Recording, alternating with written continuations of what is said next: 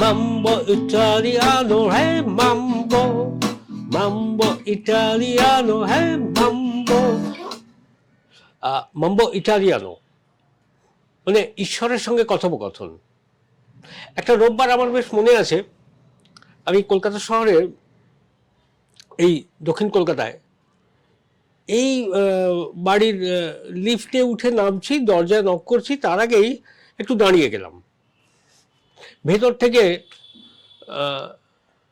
এই পিয়ানোটা বাজছে, আরেকজন বন্ধু ছিলেন গিটার বাজাচ্ছেন, একজন ড্রামস বাজাচ্ছেন, আর মধ্যমণি হয়ে গোটা বিষয়টাকে কন্ডাক্ট করছেন এবং গান গাইছেন আর কেউ নন, আমার সামনে এখানে বসে আছেন সুমিত দা। আমরা সুমিত দা বলি স্পর্ধায় সুমিত রায়।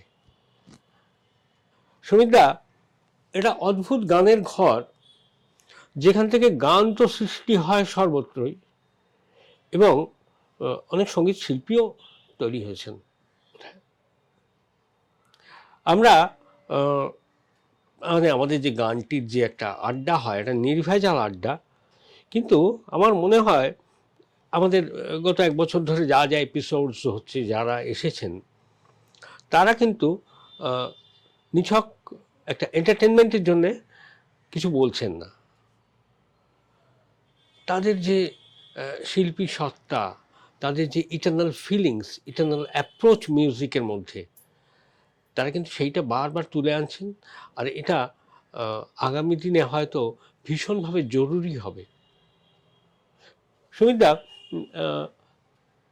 একটা জিনিস থেকে আমরা শুরু করি সব সময়, যেটা না হলে হয় না, যে এই যে গান বাজনার যে একটা বাতাবরণ, আজকে তোমার প্রায় 55 বছর হতে চললো প্রফেশনাল মিউজিকে, খুব ছোটবেলা থেকে, খুব খুব খুব বয়স থেকে। বন্ধুরা মিলে একটা অর্কেস্ট্রা করেছিলাম, তার নাম দিয়েছিলাম ক্যারাভ্যান। ও ফ্যান্টাস্টিক। তো সেই আমার মনে আছে, তখন আমরা ওই সময় 500 টাকা পেতাম, 500 রুপিস, অনেক টাকা। কিন্তু তারও আগে হ্যাঁ, তো পারিবারিক ভাবেই সঙ্গীতটা এসছে ভেতরে একেবারে ছোটবেলা থেকে।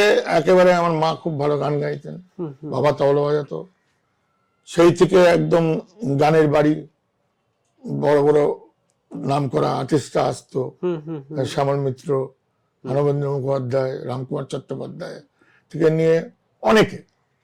আর সেই গানটা একদম যাকে বলে আমরা মানে ন্যাচারালি গান বাজনাটা আমাদের মধ্যে ছিল, একটা ব্রিদিং স্পেস আর কি, মানে নিঃশ্বাস নেবার মতোই, নিঃশ্বাস নেবার মতোই গান বাজনা, গান বাজনা শুরু হয়েছিল সেই ছোটবেলা, এবং সব রকমের গান বাজনা। হ্যাঁ হ্যাঁ। অদ্ভুত ব্যাপার হচ্ছে যে ইন্ডিয়ান হলে ইন্ডিয়ান, আবার ওয়েস্টার্ন হলে ওয়েস্টার্ন, ইন্টারন্যাশনাল মিউজিক হলে ইন্টারন্যাশনাল মিউজিক।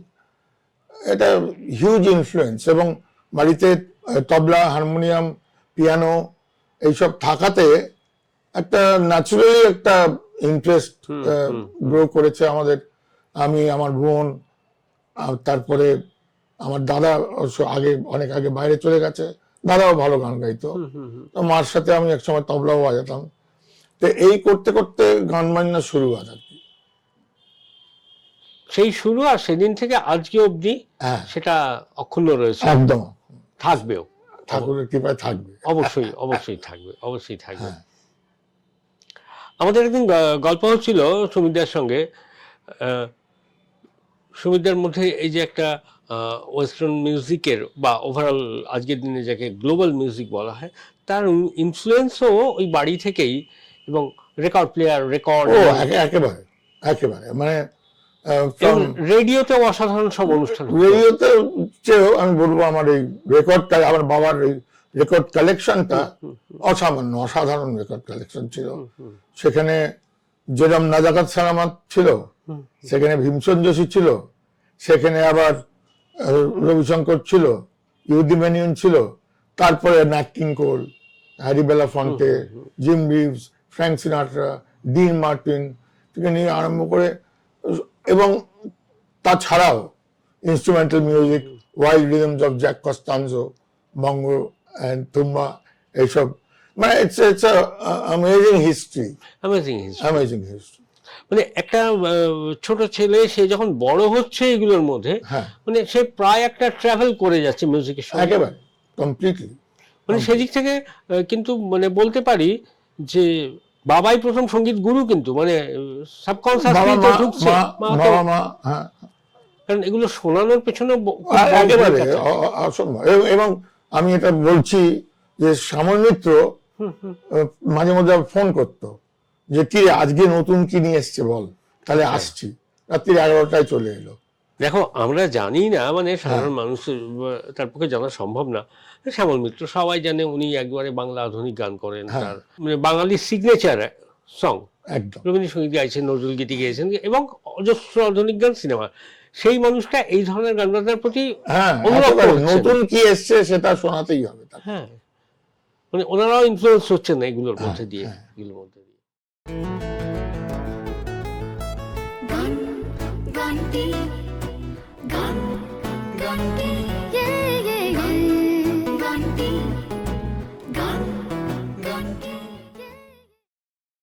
সুমিতা, একদম ওই ছোটবেলায় ভালো লাগা গান কি ছিল যদি একটু শোনা যায়?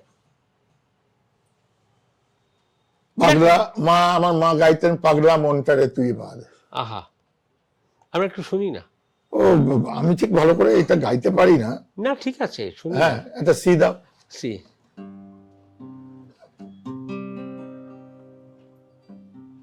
মাইনার দাও দেখি। Minor, minor. মেজরটা দাও।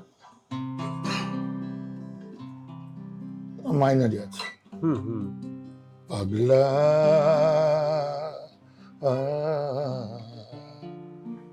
মনটারে তুই ভাব, কেন রে তুই যেথায় সেথায় গরিস প্রেমের পাগলা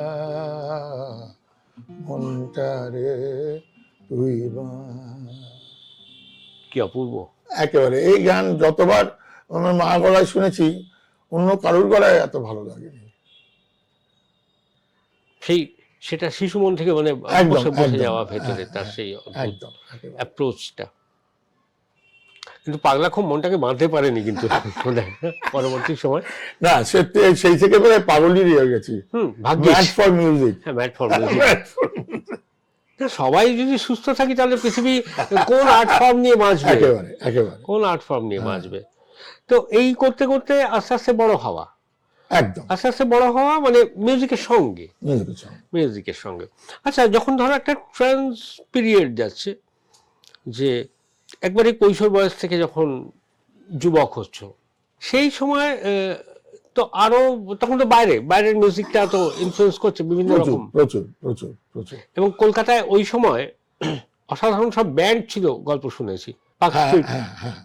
তখন অ্যাকচুয়ালি ব্যান্ড ছিল বলবো না, তখন ব্লু ফক্সে, তখন প্যামটেন গাইছে, তারপরে মুলারুজে ডিলায়লা গাইছে।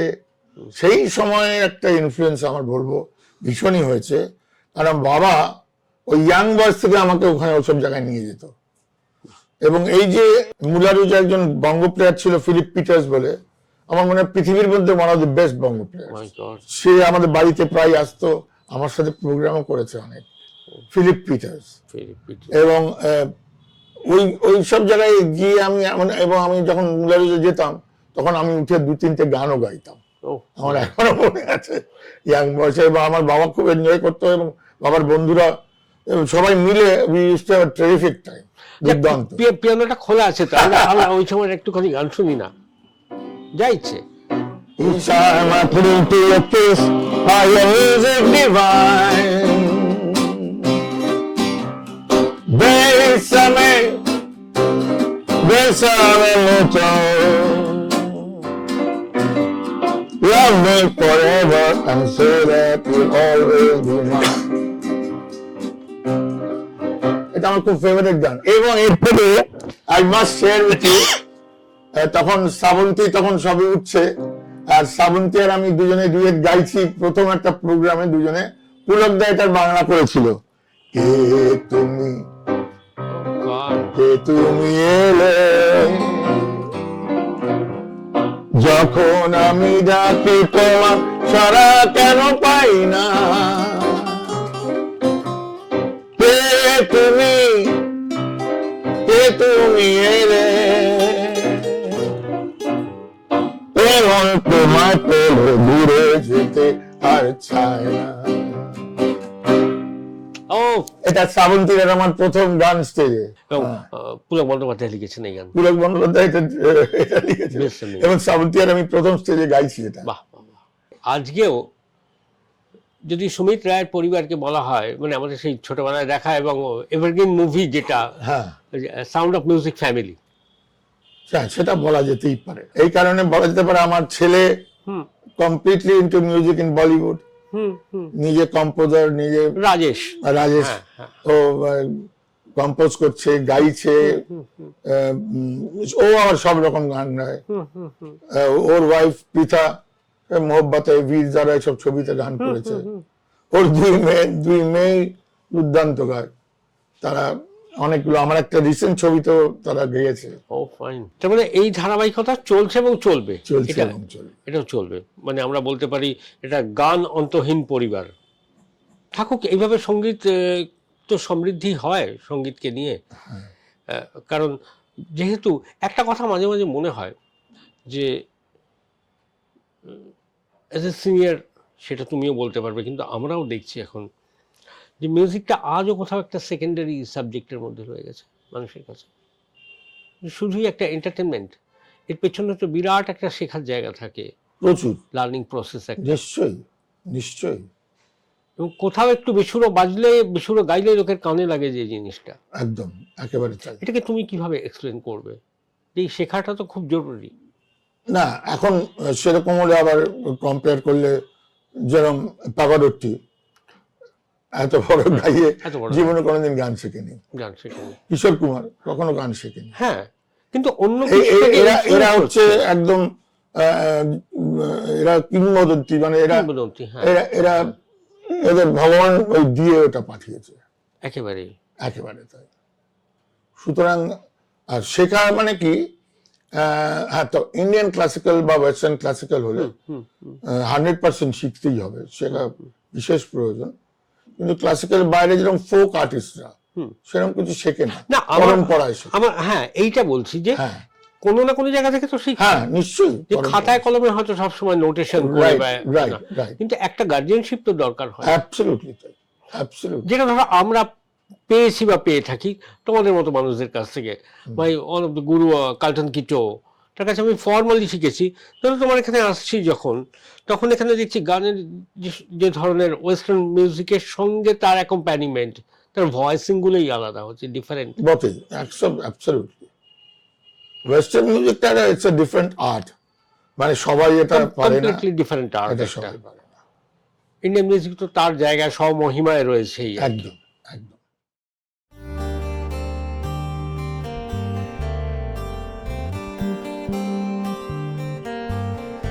এ শুধু গান নয়, গানের গল্প, সে ডানা মেলে উড়ে যায় অল্প অল্প একদিন, প্রতিদিন একদিন প্রতিদিন।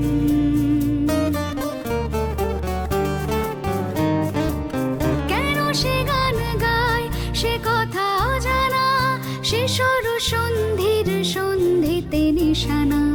কেন সে গান গায় সে কথা অজানা, সে স্বর সন্ধির সন্ধিতে নিশানা।